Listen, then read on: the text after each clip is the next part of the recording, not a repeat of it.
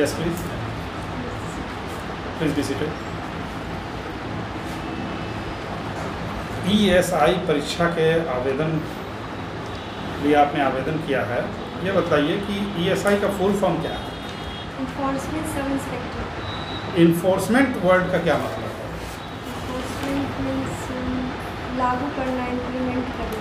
तो ये किस विभाग और किस मंत्रालय के अंतर्गत है ये पद? सर ये ट्रांसपोर्टेशन डिपार्टमेंट के अंतर्गत आता है। अच्छा, क्या कार्य है इसका? सर इसका वर्क है रूल रेगुलेशन जो होता है व्हीकल्स को लेकर, और जो रोड पे जो गाड़ियाँ चलती हैं उसके ऊपर फोकस करना, उसको रूल इम्प्लीमेंट करना उसका।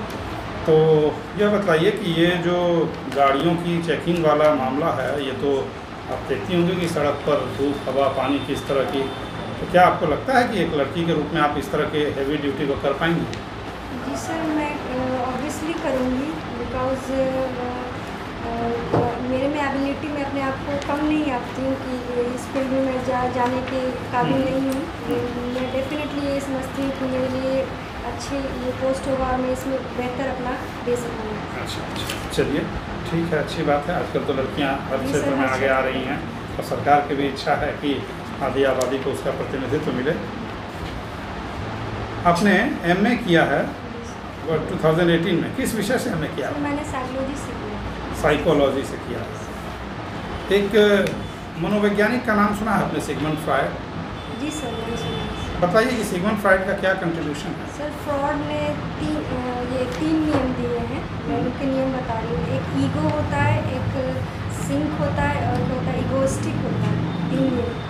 ईगो का मतलब जो जब आदमी अपने ऊपर कुछ चीज़ को लेकर हावी हो जाते हैं तो उसके ऊपर वो ईगो क्रिएट हो जाता है। लेकिन ईगोइस्टिक जो होता है वो प्रॉपर रूप से सामने आ जाता है, वो दिख जाता है। लेकिन ईगो जो होता है वो इंटरनली रहता है, लेकिन ईगोइस्टिक जो होता है वो प्रॉपर रूप में दिखाई पड़ जाता है। अच्छा, आपका कहना है कि फ्रायड महोदय ने यह कहा है कि होता प्रत्येक में है, किसी में प्रकट होता है, किसी में प्रकट नहीं होता, छुपा रहता है। ईगो जो इगोइस्टिक हो जाए तो सबके सामने नजर आ जाता है। चलिए, लेकिन उनका कंट्रीब्यूशन कुछ और भी मनोविश्लेषण से संबंधित है। अभी आप वर्तमान में जॉब कर रही हैं किसी हॉस्पिटल में, जी सर।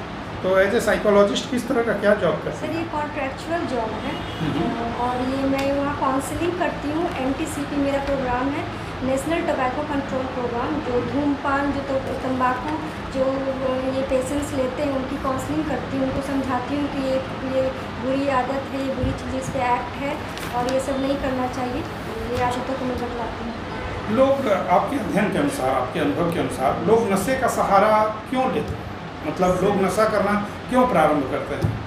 सर अभी बहुत सारे वो इशू होते हैं, उनके फैमिली से रिलेटेड भी होते हैं और वो प्रेशर में रहते हैं, डिप्रेशन में रहते हैं। इस चीज़ को अपने आप से छुपाने के लिए, अपने आप को दिखाने के लिए लोगों के सामने कि मतलब मेरे पास वो दिक्कत वो नहीं है, तो उस चीज़ में वो लग जाते हैं और वो कोशिश करते हैं सामने वालों को कि मैं इस चीज़ को ना जताऊँ, और वो भूल भी जाते हैं एक तरह से। जैसे अगर ड्रिंकिंग अल्कोहल लेते हैं डेली तो उनको कुछ दिन तक, कुछ समय तक याद नहीं रहता है वो चीज़, तो उससे वो अपने आप को रिलैक्स महसूस करते हैं। ये बताइए कि एक साइकोलॉजिस्ट के रूप में जब कोई व्यक्ति या पेशेंट आपसे मिलता है तो नॉर्मली तो डॉक्टर्स को हम देखते हैं कि वो मेडिकल टेस्ट रिपोर्ट्स करवाते हैं या फिर नब्ज देखते हैं।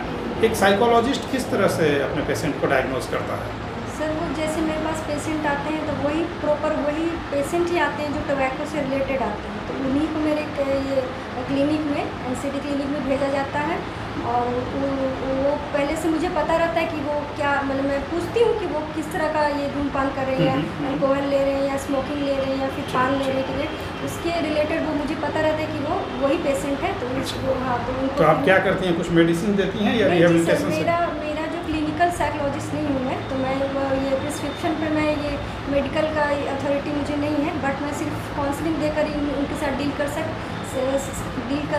उनको बतलाती हूँ कि ये हाँ। अच्छा, ठीक है, चलिए अच्छी बात है। कुछ ये बताइए कि आपका जो सब्जेक्ट है, आपका जो ये जो जॉब है बीइंग ए साइकोलॉजिस्ट, किस प्रकार से यह आपको आने वाले जॉब के लिए आपकी डिग्री किस प्रकार से, या आपका कार्य अनुभव वहाँ क्या काम आएगा आपके? यहाँ पर तो सीधा सीधा पेपर्स चेक करने का है इशू, तो एक साइकोलॉजी के स्टूडेंट के रूप में आपको आपके विषय से क्या सहायता मिलेगी?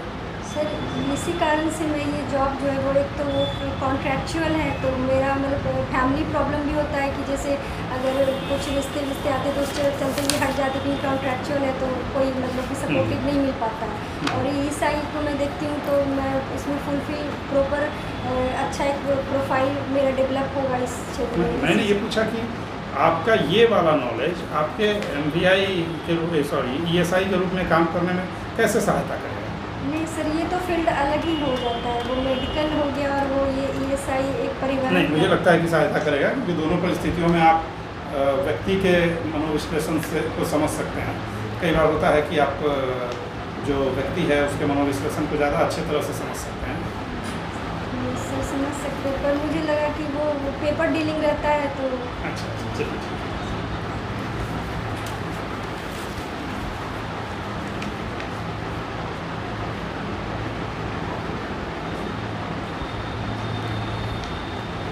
जी, आप प्रॉपर कहाँ के रहने वाले हैं? सर मैं नालंदा डिस्ट्रिक्ट से बिलोंग करती हूँ। नालंदा, अच्छा। तो नालंदा के 3 प्रसिद्ध चीज़ के बारे में आप बताइए।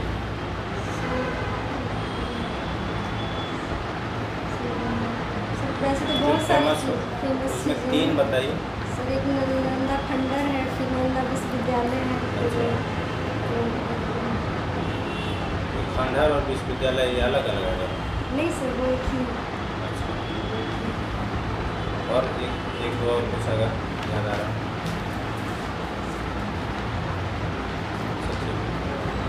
तो आपका सिलेक्शन ESI के रूप में हुआ है, तो आप बताइए कि मोटर यान का वर्गीकरण कितने तरीके से किया गया है? मोटर यान से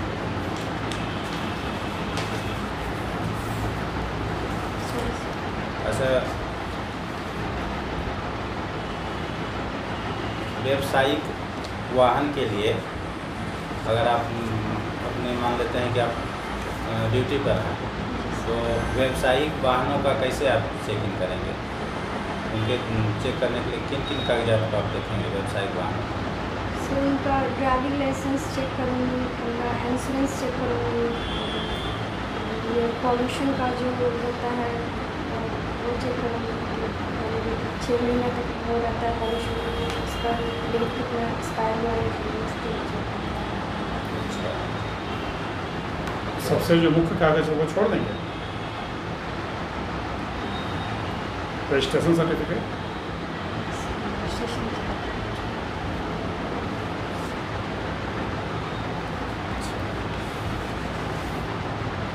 तो मुख्य कार्य क्या है ये इंस्पॉर्मेंट जो सब इंस्पेक्टर हैं, मुख्य कार्य क्या है?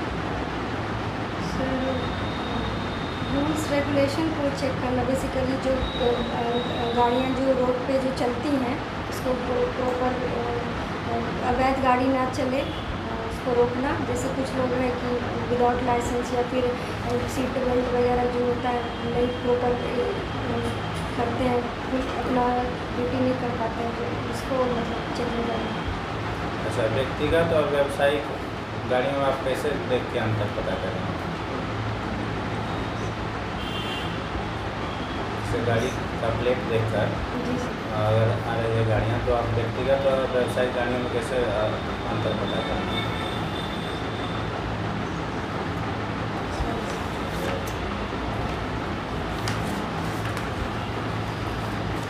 आपका जन्म 1994 में हुआ है। 1994 के कुछ विशेष घटनाएं बताएं। सर वो एक्ट इस जो एक्ट है मोटर व्हीकल एक्ट है, तो उसमें 5 बार संशोधन किया गया है। तो उसमें एक बार जो 1994 में भी इसका ये संशोधन किया गया है। 1994 के कुछ स्पोर्ट्स इवेंट्स के बारे में बताएं।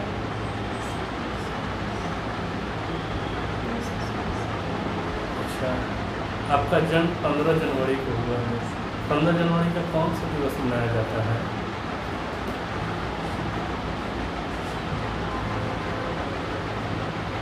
15 दिन।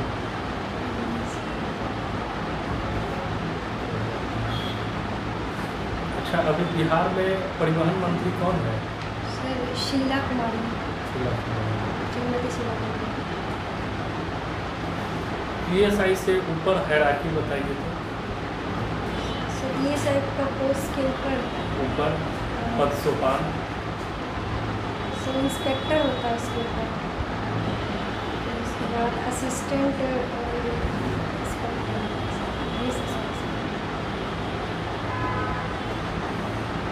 अच्छा, सड़कों पे आप जब जाएंगे किसी पोस्ट पे चेक करने, एक होता है कमर्शियल व्हीकल, एक होता है प्राइवेट व्हीकल। दोनों के बीच कुछ पेपर में डिफरेंस होता है या दोनों को एक ही टाइप का पेपर जारी किया जाता है? सर डिफरेंस होता है। एक होता है परमिट मिला रहता है गवर्नमेंट की तरफ से, नेशनल परमिट, जो ट्रक वगैरह जो चलती हैं उसमें जो सामान वो लोडिंग के लिए जो ले जाते हैं उसका अलग होता है, और जो प्राइवेट गाड़ी रहती है उसका अलग होता है। तो प्राइवेट गाड़ी का परमिट जारी होता है, आपका कहना ये? नहीं सर, वो जो कमर्शियल होते हैं उनका। कमर्शियल गाड़ी में और कुछ होता है? फिटनेस सर्टिफिकेट होता है। अच्छा, आपका नालंदा जिला है, नालंदा जिला बताए किस प्रमंडल में आता है? बिहार के किस प्रमंडल के अंतर्गत, किस कमिश्नरी में नालंदा जिला स्थित है?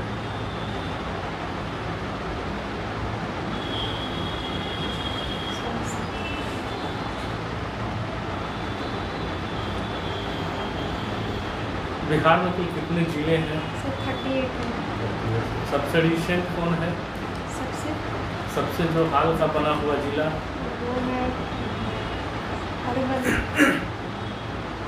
अभी भी बहुत चर्चा में है 3 जिला नया बनाने के लिए,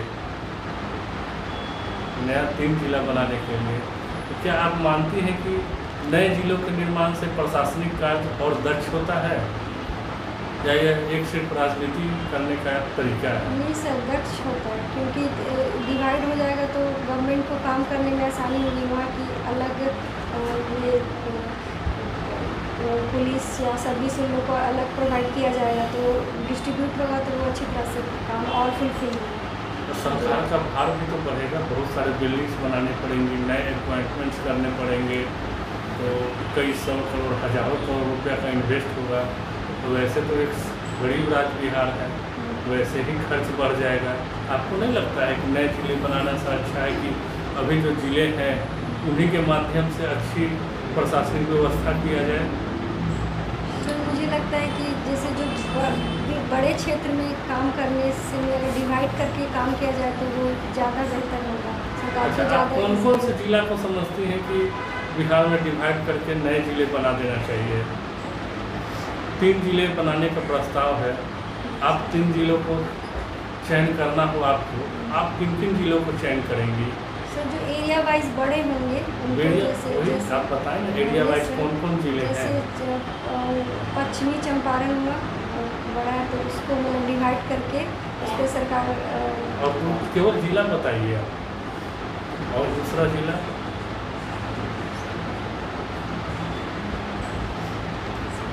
अच्छा, वीमेन एम्पावरमेंट जानती हैं क्या होता है? महिला सशक्तिकरण क्या है?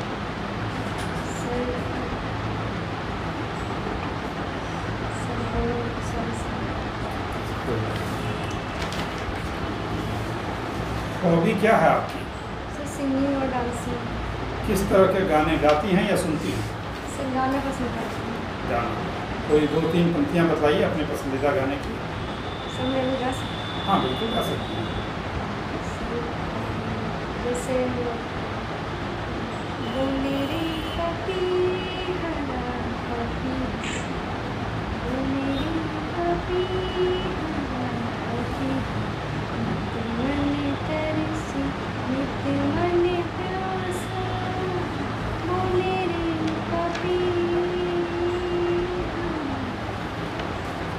ठीक है, और ये किस प्रकार का गाना था जो आपने गाया? सर एक क्लासिकल म्यूज़िक था, वो फिल्माया गया था, वो ये अमिताभ बच्चन और जया बहादुर जी पर। बोले रे पति जी सर। किस मूवी में? सर ये कोई बात नहीं।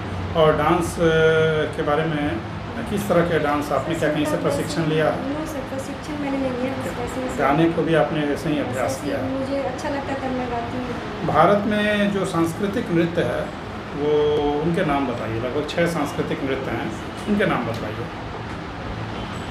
भरतनाट्यम है, मोहिनीअट्टम है, क्लासिकल। हाँ, क्लासिकल डांस की मैं बात कर रहा हूँ। भरतनाट्यम, मोहिनीअट्टम।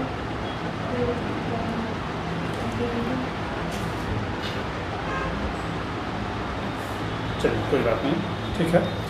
हम आपके उज्जवल भविष्य की कामना करते हैं और आशा करते हैं कि आप बहुत जल्दी बिहार सरकार में ESI के पद पर कार्यरत होंगे। ठीक है, जा सकते हैं। लगता है ना कि आप बहुत कम अभ्यास किए हैं। यहाँ से एक क्वेश्चन का सेट मिलता है ESI परीक्षा के लिए, वो ले जाइए, अच्छा से प्रैक्टिस कीजिए। TV पे खूब न्यूज़ देखिए, उतना धीरे बोलने का ज़रूरत नहीं है, थोड़ा सा ज़ोर से बोलिए, क्योंकि हमसे भी बूढ़े लोग रहेंगे ना वहाँ। मान लीजिए उतना धीरे बोलिएगा तो कैसे कोई सुनेगा? डिस्टेंस वहाँ रहेगा, और आप तो डिस्टेंस तो आपका दूर में रहिएगा, जैसे आप बोल, और जितना डिस्टेंस में है इतना डबल डिस्टेंस होगा, तो आपको थोड़ा जोर से बोलना चाहिए, स्पष्ट बोलना चाहिए। पूरा जितना बड़ा हॉल है ये दोनों रूम मिला के होगा कमरा। समझ गए बात को? हाँ, आजकल तो है कि आप पैर तक दिखने चाहिए कम से कम, है ना?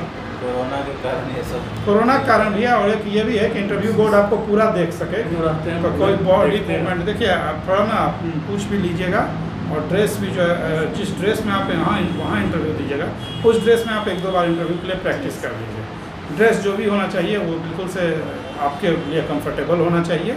और ये एक मुझे नेगेटिव लगा, आप साइकोलॉजी में आप किस कॉन्ट्रेक्चुअल जॉब में हैं उसको आप अपने मैरिज से नहीं जोड़ेंगे। मैंने बहुत नेगेटिव चला जाएगा। मैरिज एक अलग इशू है, ठीक है। जिसके पास जॉब नहीं है वो भी शादी तो करते ही हैं।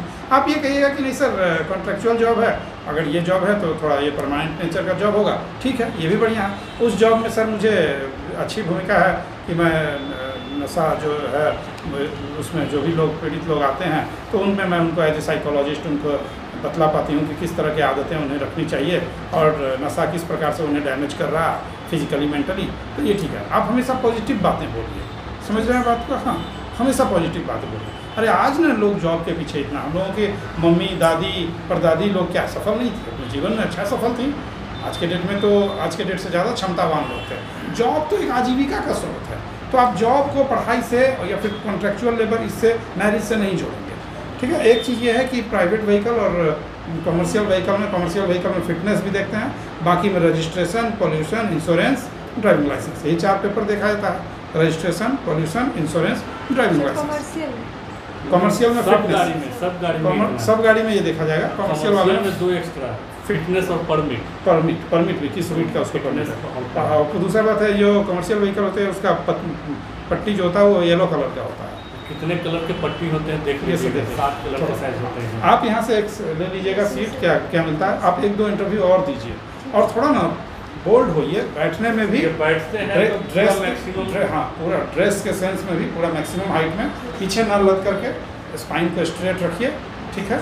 और ये हाथ को ये ऐसे रख सकते हैं या ऐसे रख सकते हैं, दोनों पैरों पे रख सकते हैं या ऐसे रख सकते हैं। अगर ये है हैंड रेस्ट है तो आप ऐसे रख सकते हैं, ठीक है। हाँ, जो आपको उचित लगे। प्लस आपको थोड़ा अपने आप देखिए, आप एक बिहार सरकार अधिकारी क्या होता है, सरकार का चेहरा होता है। नेता तो 5 साल पे बदल जाता है, ऑफिसर देखते हैं 25 साल में आता है तो 60वें साल तक रहता है। समझ रहे बात? वो अधिकारी फेस है गवर्नमेंट का, डेमोक्रेसी का फेस है, तो उसको थोड़ा सा दिखना चाहिए अपने आप में मजबूत, आत्मविश्वासी। समझ गए? जिला में बहुत कुछ है। 5 तो पहले पहाड़ी है, उस पर बैठा बना हुआ है। लैक ऑफ नॉलेज हो रहा है सर। नहीं, लैक ऑफ नॉलेज ही केवल नहीं है, और भी लैक ऑफ प्रेजेंटेशन भी है। नॉलेज कुछ पाएंगे, लैक ऑफ प्रेजेंटेशन भी है। डिस्ट्रिक्ट नालंदा से अभी तो तुरंत बना है, क्या बना है, ग्लास ब्रिज बना है। नालंदा और आप मैंने इसका सोचा बोलने का, आप इसका चर्चा ही नहीं कीजिए कि आप कॉन्ट्रेक्चुअल जॉब में हैं। आप ये कहिए कि आप जॉब में हैं, कॉन्ट्रैक्चुअल बताना ही बोलने शब्द ही नहीं बोलना है ना। बोलो कि आप जॉब में हैं, आप सीधा ये बात है। बोलिए कि जॉब में बोलने से ना वो एक आत्मविश्वास को सामने वाले को, सुनने वाले को कि अच्छा ऑलरेडी जॉब में है, समझ में आया बात को। तो वो सरकार के दूसरा कोई थोड़ी जाके बैठ जाएगा हॉस्पिटल में, आप मेरा बात समझिए। तो फिर तो आप एकदम निश्चित रहिएगा, आप बोलिए कि जॉब में। आप ऐसा बोल सकते हैं कि सभी चाहता है कि मतलब वो आगे और उससे बढ़े। ये बेटर पोस्ट है। तो बेटर पोस्ट के लिए सभी प्रयासरत रहते हैं, तो मैं भी मैं इससे अच्छा हाँ, बेटर लेना अभी चाहती हूँ। वर्तमान में जो कर रही हूँ उससे मैं ये ठीक है, हो गया। पोस्ट बेटर है, तो मैं इसके लिए इनको दे दीजिएगा वो क्वेश्चन का लिस्ट, और न्यूज़पेपर पढ़िए, टीवी देखिए, न्यूज़पेपर पढ़ रही हूँ। और बातचीत कीजिए। घर में भैया दीदी बहन होंगे ना, उससे बातचीत करिए 1-2 घंटा। वो शांति इसको ये सब है ना। पता नहीं मेरे दिमाग में आया नहीं मुझे से, जबकि बहुत सारे- पहली बार में होता है। ठीक है, सबसे ठीक है। सबसे बड़ा जानवर में नहीं ठीक है, जा सकते हैं।